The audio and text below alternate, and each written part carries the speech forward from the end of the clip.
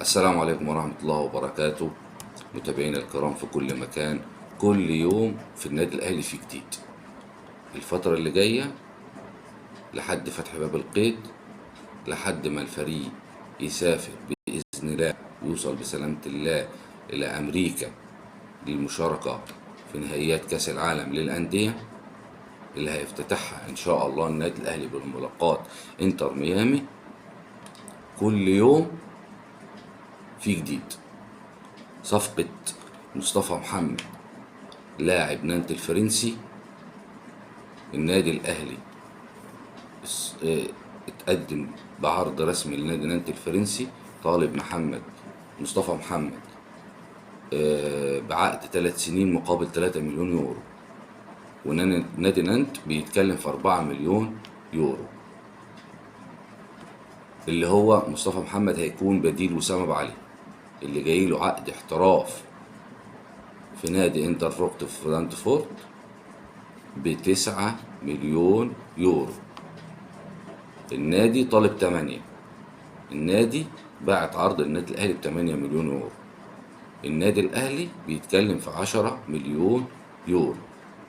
يعني كده صفقة وسام أبو علي هتغطي صفقة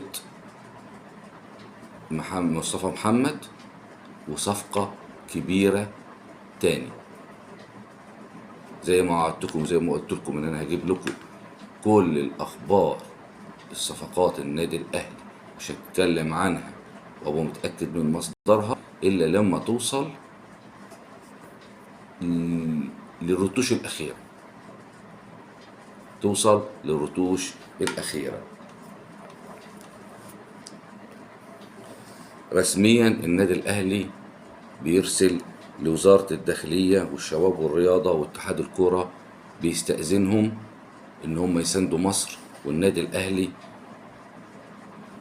في البطولة الأفريقية اللي هيلعبها النادي الأهلي إن شاء الله مع صن داونز. مباراة العودة، المباراة الأولانية تكون في جنوب أفريقيا، مباراة العودة إن شاء الله بالساعة الكاملة. النادي الأهلي محتاج جمهوره، إن جمهوره رقم واحد، جمهوره ده حماه، الجمهور ده اللاعب رقم واحد. فالنادي الأهلي بعت طلب لوزارة الداخلية ووزارة الشباب والرياضة واتحاد الكورة، بيطلب الساعة الكاملة لاستاد القاهرة اللي هتقام عليه المباراة، 100,000 متفرج. لأن النادي الأهلي بيلعب باسم مصر، وعايز يحافظ على لقبه، يحافظ على لقبه. ونادي صن داونز زي ما احنا عارفين مش هو صن داونز بتاع السنة اللي فاتت والسنة اللي قبلها بتاع الموسمين اللي عدوا، لا، متواضع فنيا مش بدرجة كبيرة، لا مش هو الفريق اللي يخط. والنادي الاهلي سكواده عالي، والنادي الاهلي يعني افريقيا تأبى ان يكون لها بطل سوى النادي الاهلي او غير النادي الاهلي. طبعا الزمالك بيحيل زيزو للتحقيق وتجميده لنهاية الموسم، وردا على الكلام الكابتن احمد السيد زيزو اتوجه لاتحاد الكرة النهاردة بتقديم شكوى وملف كامل، عمل ملف كامل عن تجاوزات جمهور نادي الزمالك عليه في اللقاء الأخير في بطولة الكونفدرالية اللي اتغلب فيه 1-0. تمام. وبيطالب بمستحقاته المتأخرة، المستحقات اللي تجاوزت 50 مليون جنيه عند نادي الزمالك. طبعا هنا مفيش سياسة أو مفيش مجلس إدارة. المفروض مجلس إدارة الزمالك ده يرحل. ده رأيي الشخصي المتواضع. مجلس إدارة نادي الزمالك المفروض الجمعية العمومية والجمهور يطالبوا بالرحيل. لو احنا اتكلمنا صراحة بصدق، جمهور نادي الزمالك هيزعل. حالة أحمد سيد زيزو هي أكرم توفيق في النادي الأهلي مضى مع الشمال القطري خلاص. النادي الأهلي لا طلع ولا جمد. لا، انا محتاج اللاعب اكمل بيه. طب ما انا اللاعب كان عندي، ما انا ما حافظتش عليه. هو احنا كل حد يمسك نادي الزمالك يطلع يتكلم في الاعلام كلامه خلاص؟ طب ما الكابتن طارق مع الكابتن ابراهيم فايق قال ان خلاص زي احمد سيد زوق على الزمالك وجدد، وقال لك انا شاهد عيان. ورجع لحلقات ابراهيم فايق. كانت الحلقه اللي بعد مباراه الاهلي وبيراميدز 3 2-2 اللي الكابتن امام عاشور ضيع فيها ضربه جزاء. نادي الزمالك والله محتاج اداره كويسه، اداره كويسه. احنا كنا كلنا بنقول المستشار مرتضى هو اللي دمر نادي الزمالك، ولو حسبناها بالعقل المستشار مرتضى منصور هو اللي عمل فريق نادي الزمالك، هو اللي عمل فريق الاحلام ده من وجهة نظري.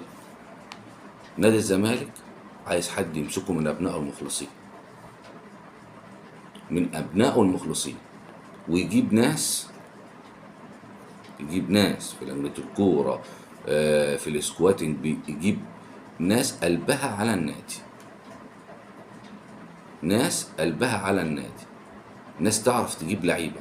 انا النهاردة مين اللي ضيع 6 مليون يورو؟ مش هو زيزو كان جاي له عقد احتراف كان كلنا عارفين من 6 ل 8 مليون يورو في عهد الكابتن حسين لبيب؟ ما بعتوش ليه؟ وكنت بتمنه كنت جبت 2 3 لعيبه. فمش عارفين.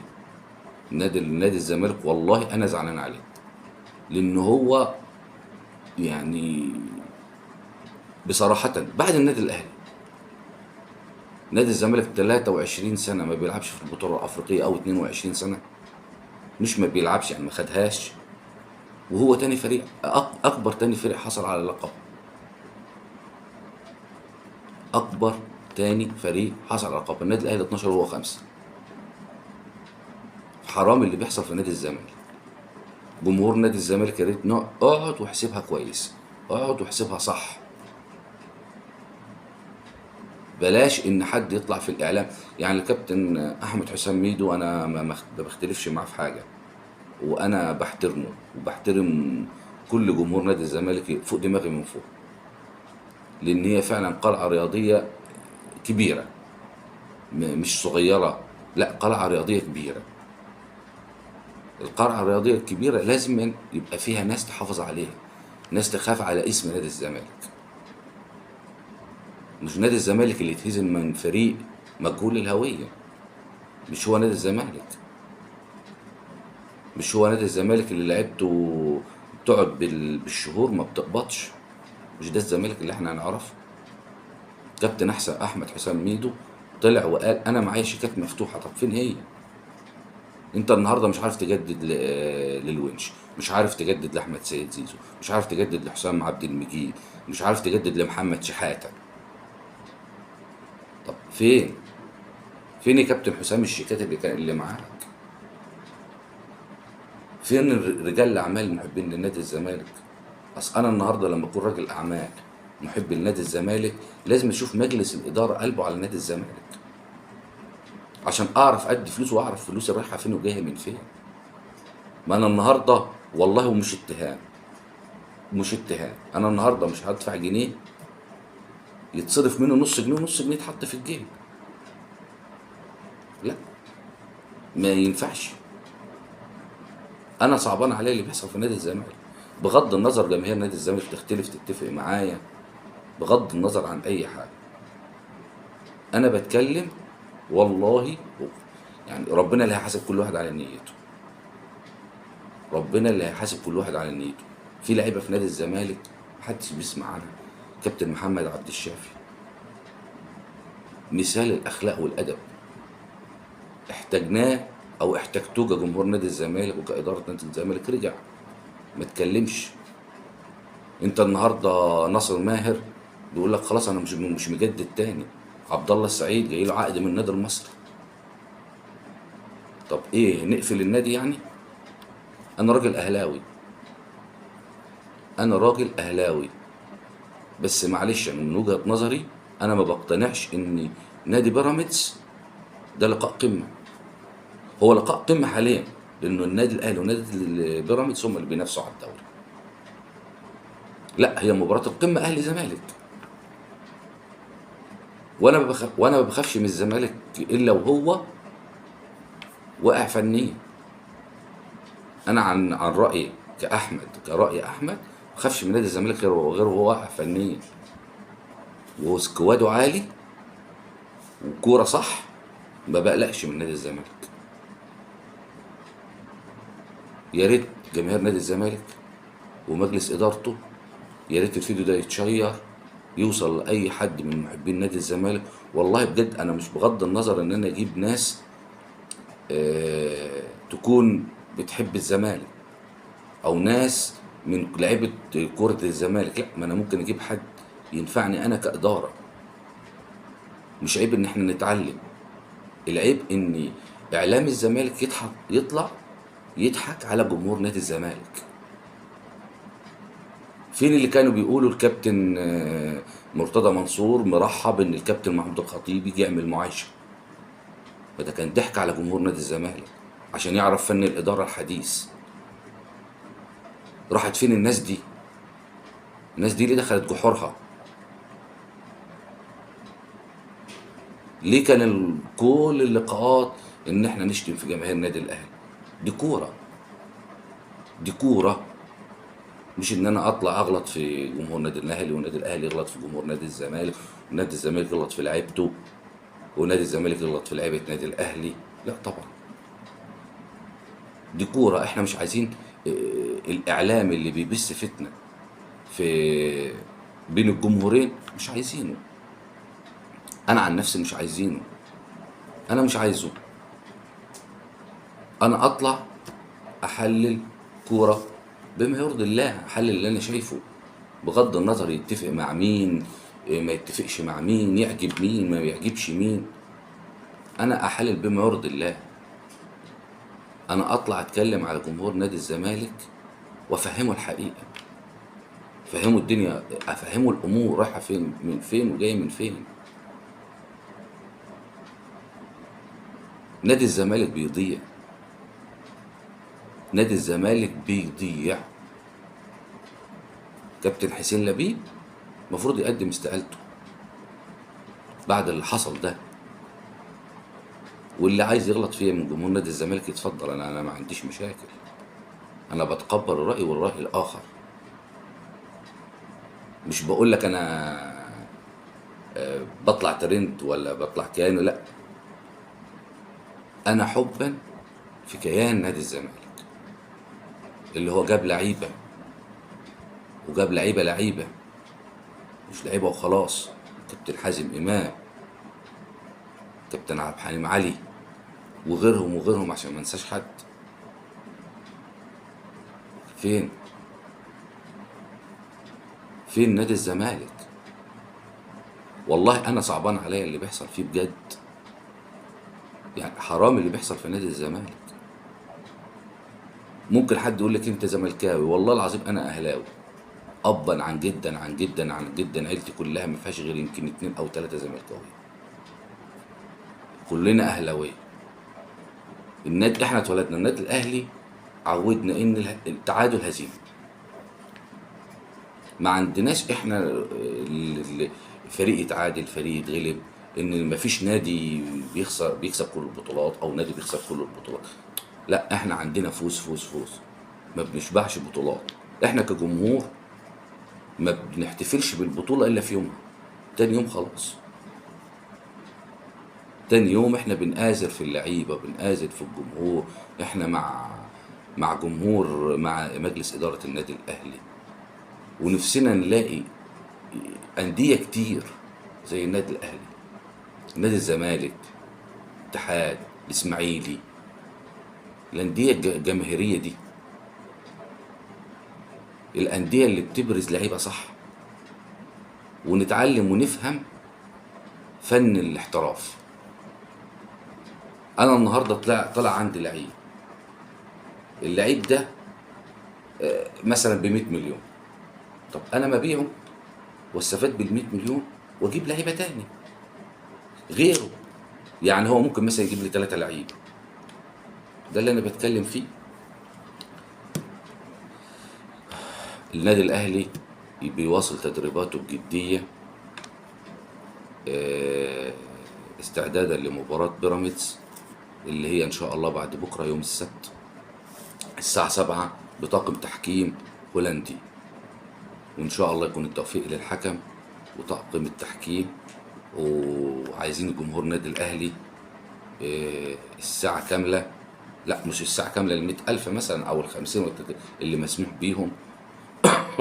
ونلتزم الاحترام ونلتزم الادب ونشجع فريقنا، ملناش دعوه بحد تاني. ده رسالتي من اخوكم الصغير، ان احنا نآزر النادي الاهلي، نآزر النادي الاهلي. نادي مودرن سبورت بعد الظلم التحكيمي من وجهة نظر اللي اتعرض ليه بيفكر في الانسحاب او اعلن الانسحاب.